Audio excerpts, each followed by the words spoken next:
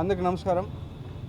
ఏదైతే ఈరోజు మన జనసేన పార్టీ అధ్యక్షుల వారు ఏదైతే కమిటీ ఇచ్చారో ఆ కమిటీకి నేను నాకేం జరిగిందో పూర్తి వివరణ ఇవ్వడం జరిగింది. అదేవిధంగా పార్టీ అధ్యక్షులు గౌరవ శ్రీ పవన్ కళ్యాణ్ గారు ఏదైతే రాష్ట్ర ఉప ముఖ్యమంత్రిగా ఉన్నారో ఆయన నిర్ణయం తీసుకుంటారు. ఆయన నిర్ణయం తీసుకున్న తర్వాత నేను మళ్ళీ మరొక మారి ప్రెస్ మీట్ పెట్టి ఇంకా పూర్తిగా క్లారిటీ ఇస్తా అని చెప్పి మీడియా మిత్రులందరికీ తెలియజేస్తాను. మరొకసారి ఇప్పుడు కావచ్చు, ముందు కావచ్చు, ఇప్పుడు కావచ్చు, ఇంకా ముందు కావచ్చు, లేకపోతే ఇంకా రాబోయే గంటలు కావచ్చు, రోజులు కావచ్చు, ఎన్ని కేసులైనా ఎదుర్కోవడానికి నేనున్నాను. నేను ఎదుర్కొంటా. వాళ్ళు 100 కేసులు పెట్టినా కూడా నేను వాళ్ళు క్లారిటీగా విత్ పెన్ టు పెన్ ఇప్పుడు ఏదైతే కమిటీకి ఇచ్చానో అదే విధంగా నేను మళ్ళా కోర్టుకు కావచ్చు, లేకపోతే ఇంకేదైనా కమిటీకి కావచ్చు, చట్టపరంగానే నిర్ణయాలు తీసుకోవాలని చెప్పి నేను ఈరోజు మీ మీడియా మిత్రులందరికీ తెలియజేస్తాను.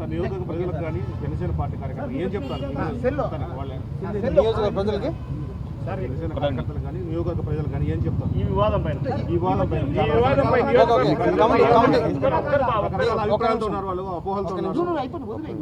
నాకు ఎవరైతే ఆ వ్యక్తికి జరిగిందో పూర్తిగా ఇది వ్యక్తిగత విషయం.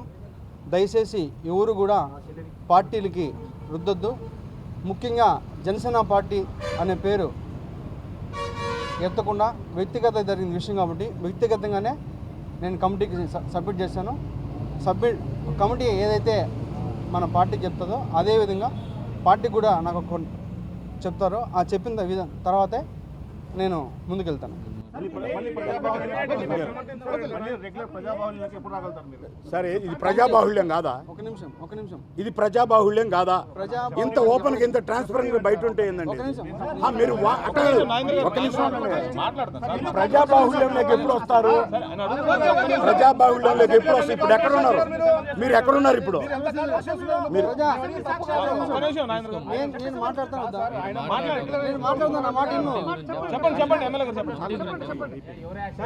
ఎప్పుడైతే కమిటీ నుంచి పార్టీ నుంచి ఆదేశాలు వస్తాయో మరి అప్పుడే నేను ప్రజల్లోకి వస్తాను. అసెంబ్లీ వీడియో నిజమా కాదని మీరు చూశారు.